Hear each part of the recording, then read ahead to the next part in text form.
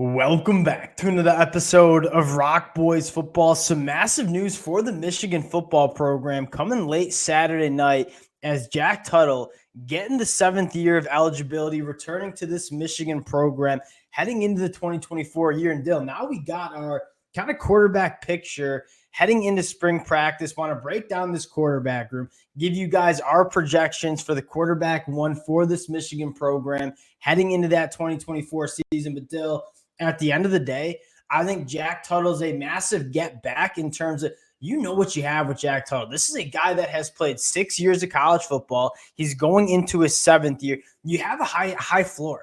And then you have a couple other guys. You sprinkle in Alex Orji, Jaden Denegal, who we're going to talk about, that have that high ceiling, that if they go and beat out Jack Tuttle, you feel pretty good about what this Michigan quarterback position is going to be in 2024. And Dill, at the end of the day, you got a couple options. I think Sharon Moore, Kurt Campbell go through spring practice. If there's a quarterback that doesn't emerge out of that spring practice window, I'm going to talk about a few transfer portal additions Michigan might pursue as well. Before we get into it, just want to say thank you to you guys and a massive shout out to the Michigan fans. This is a program that y'all know we're massive fans of Michigan. It's been a blast covering these coaching hires over the last couple of weeks. The amount of support, the amount of feedback, that stuff means the world to the boys. Can't thank y'all enough. If you guys do enjoy the content, consider subscribing to the channel. But more importantly, Dill and I have been in a heated discussion over the last couple of days with this Michigan quarterback room. We don't really agree, so we'll hash it out here. Would love for you guys to kind of be the tiebreaker in the comment section, giving us your guys' input on this quarterback position. And Dill, without further ado, let's get into Jack Tuttle first, as he's coming back for Michigan, and you start evaluating this quarterback room. I know you're a massive fan of Jack Tuttle. How are we feeling? I mean, Jack Tuttle is essentially the only guy you really know anything about. And we've seen some of the other guys in spring games and some late games against teams like UNLV or Bowling Green or whatever it was. But Jack Tuttle is the only guy who's really played real snaps of college football. And again, he played pretty good. Michael Penix beat him out at Indiana, and then injuries has kind of derailed the rest of his career. But he played pretty decent at Indiana when he was there, and you kind of know what you have. A guy who's fairly reliable, can move pretty well. And again, he does kind of now set the floor for Michigan, but that's the interesting part. It's you almost want to see someone else probably trot out there because I find that because I was the one who said Jack Tuttle just elevates the floor. Like, you kind of know what you got with Jack Tuttle. One, I think he's gritty, right? This is 6'4", 210. He has a good arm. He's willing to pick up the hard yards. You saw that when he would come in for JJ. You saw it in the spring game. Dill, Jack Tuttle coming out of high school in 2018 was a four-star prospect. This was a guy that was a top 150 national player, one of the better quarterbacks in that 2018 class. So yes, we're saying that Jack Tuttle gives you that high floor, but in fairness to Jack, I think the ceiling is probably higher than most people perceive. He's a guy that, again, hasn't had a ton of opportunity. He goes to Utah to start his college career. He transfers to Indiana, gets phased out by Michael Penix, was kind of slated to be the starter in 2022, goes down with an injury, and then transfers to Michigan. And so I look at Jack Tuttle, and yes, you get a high floor with him, but I think the ceiling is relatively high too, and we haven't necessarily seen it yet as in a Michigan uniform.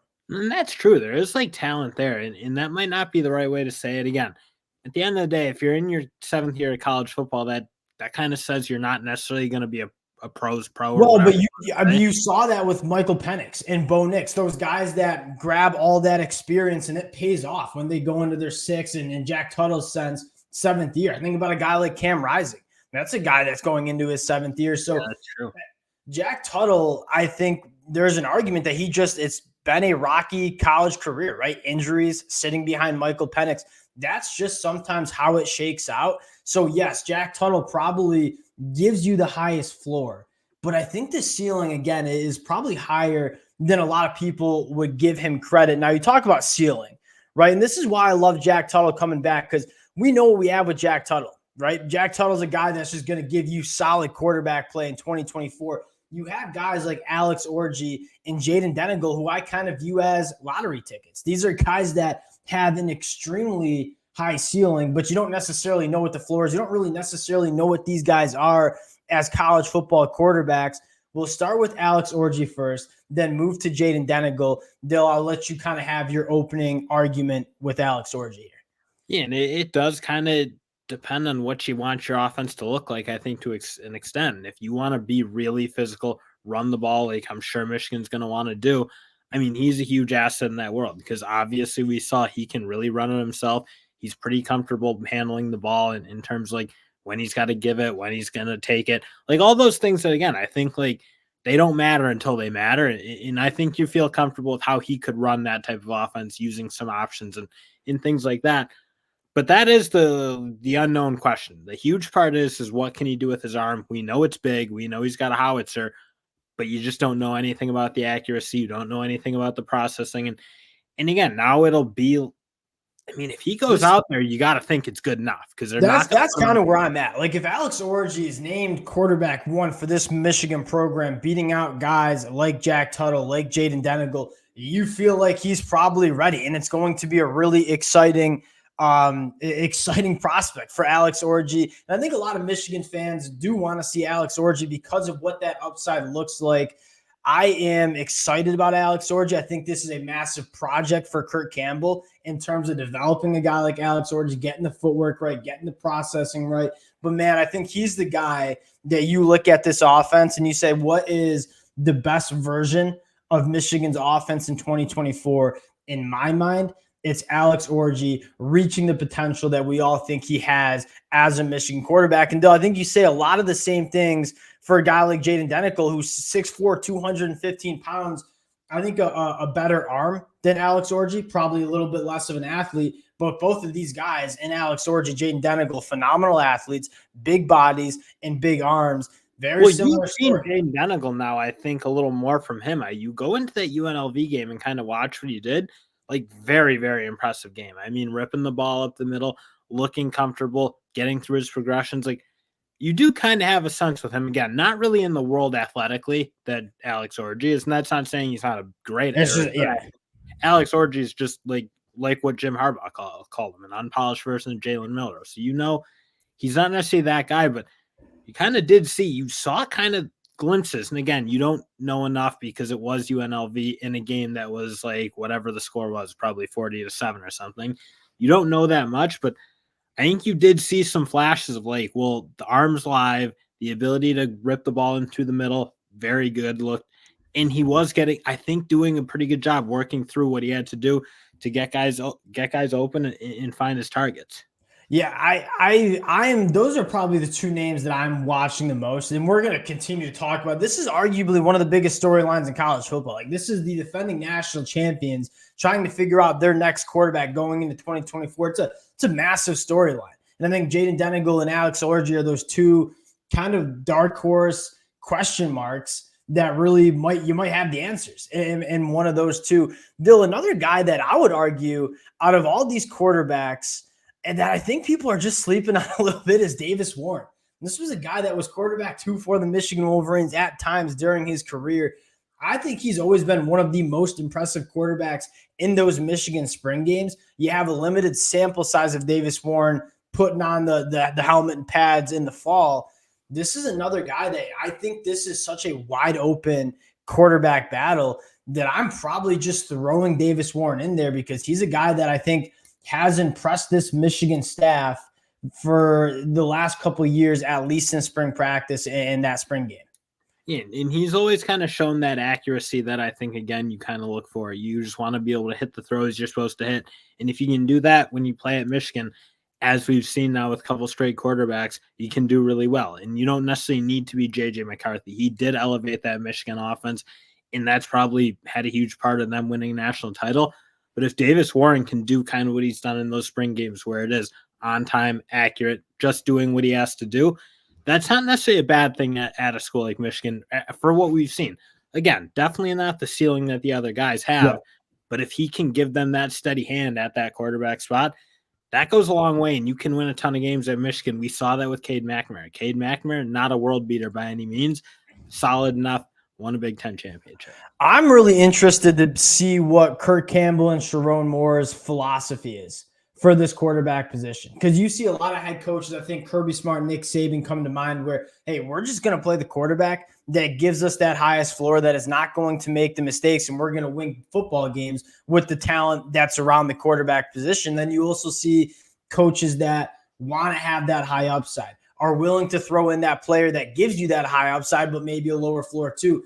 I think depending on who is named starter, I think you're going to get a sense of what Sherrone Moore wants. And I don't necessarily know what the answer is. I don't even know what the answer for me would be, but it is kind of going to be interesting. And you're going to get a sense of the philosophy and the approach. And I guess Sherrone Moore, with how much he wants to run the football, Dill, I'm probably going to lean that he's going to be a guy that is going to go with the quarterback that's not going to make those mistakes. So I think Jack Tuttle, Davis Warren are probably two of those guys that probably fall under that category. Last guy I want to talk about. Do you not think, though, getting into like that, like whether Sherrone Moore would play it safe, do you not think there's a chance that hire of Kirk Campbell may say something about maybe they want to shake it up a little bit and be a little bit more aggressive and hope to have quarterbacks who, again, maybe show a little more? And J.J. McCarthy is probably a first-round pick, but they didn't use him like a first-round pick necessarily all year. Do you think with Kirk Campbell, they might want to see, well, if you're the most talented quarterback, we'll figure out how to get it done, but we want to play a little bit more aggressive? Because to me, if they didn't want to do that, I don't know. I don't know if Kirk Campbell would have necessarily. That's it, because when Kirk Campbell was promoted to that offensive coordinator position, we hopped on and talked about Kirk Campbell. When you saw him call the plays against East Carolina week 1 of that 2023 season, you saw a little bit of a different offense. Like, this offense was pushing the ball down the field. They were still running the football, but it was much more trying to stretch defenses out, attack that deeper third. So I think that is a good question. I think you could view it two ways. One, maybe two different kind of philosophies, but more, I think the more optimistic view of this is, Sherrone Moore, Kirk Campbell kind of coming together to blend. Yes, we're going to still run the football and grind teams down, but we're going to look to be aggressive down the field when those opportunities present themselves. Yeah, I think that's a good question. And again, I think you're going to get your answer during spring practice and going into that 2024 season on what the mentality and what they want this offense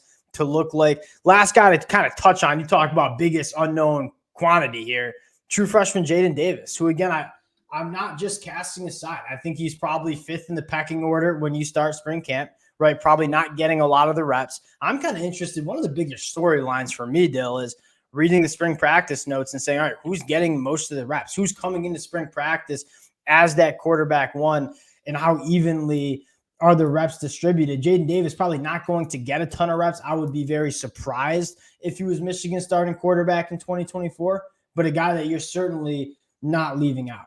Now, where I want to go to this conversation next, and this is really where we kind of disagree here, and I would love to hear Michigan fans in the comment section. Dill, you think the starting quarterback for this Michigan team is on the roster right now going into 2024 right now?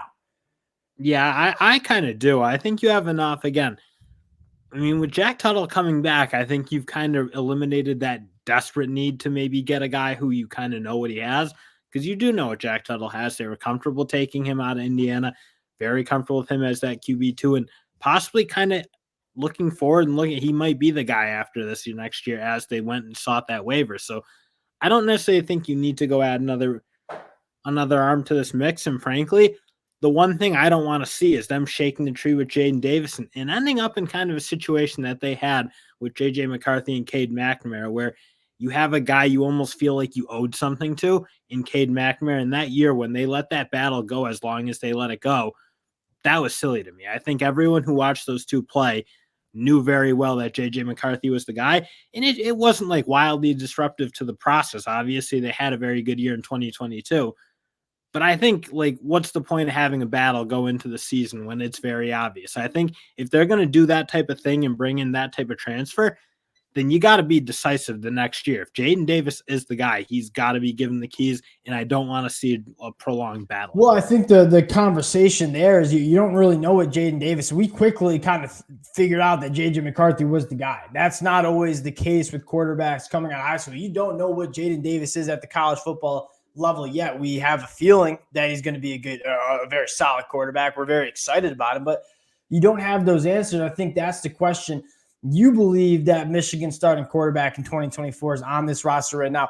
I wouldn't go as far as saying I don't believe in it, but I think what we're going to see play out is Sharon Moore, Kirk Campbell get these 5 quarterbacks in spring practice, give them the reps, go through the spring game, and then after that spring game, evaluate, hey, are we comfortable with the quarterbacks that we have on this roster, or do we want to go out and get a quarterback to be our starting quarterback in 2024? Now, the thing that's exciting for Michigan is that this immediately becomes one of the most attractive places for quarterbacks to transfer into, right? This is a defending national champions. You're going to have a phenomenal offensive line, a phenomenal run game. It's checking a lot of boxes for transfer quarterbacks. Dill, you take a look at some of the transfer quarterbacks that are either in the portal right now or could emerge. I'm going to go to a guy that I'm kind of banging the table for. And again, this is me saying I'm trusting Sharon Moore and Kirk Campbell to evaluate the quarterbacks in spring practice. I'm personally hoping that one of those guys emerges as that quarterback one. But there is a reality where Kirk Campbell, Sharon Moore, and this offensive staff get together and say, hey, we need to go add another quarterback into this room. And I think one guy that hasn't committed anywhere, is still in the transfer portal, is Jordan McLoud. You're talking about a guy that threw for over 3,000 yards and over 35 touchdowns in 2023 at James Madison. They had a phenomenal year. He's a guy that you said is not going to shake the tree much. He's going to come in, start for Michigan in 2024, go on to the NFL draft. A guy that's an athlete, has played a lot of football, played at an extremely high level in 2023. You saw Miami, you saw Auburn kind of kick the tires on Jordan McLeod. In my mind, if there's not a quarterback that emerges as that true quarterback one after spring practice, Dill, I think the first call for me is Jordan McLeod to come in and be that stopgap quarterback in 2024 if guys like Orji, Denegal, and Jaden Davis need that extra year of development. Yeah, and honestly, Myas, like if Jack Tuttle didn't get his waiver, that would make a ton more sense. But frankly, I don't see him at like Jordan McLeod, Jack Tuttle. I don't know if you're getting that much of a difference at the end of the day. Both have been playing for a long time. Really good college quarterbacks, probably not those like surefire NFL guys. So I don't know what additional value you might get out of this type of guy. I think. Again, I think Jordan McLeod's a little bit more proven because, again, we haven't seen Jack Tuttle make it through a full college season yet. Jordan McLeod just balled out in the 2023 season, I think, is a phenomenal quarterback. And, again, I think Jack Tuttle is going to get an opportunity to get a ton of reps and kind of show he's the guy.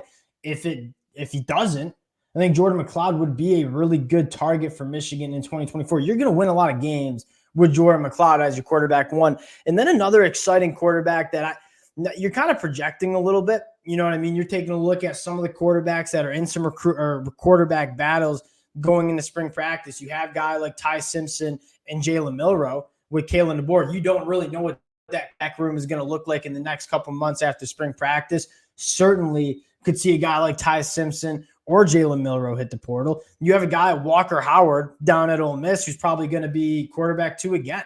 A guy that was a former top 50 national prospect who's not going to get the opportunity to start. You might see him at the portal. Caden Salter at Liberty's another guy.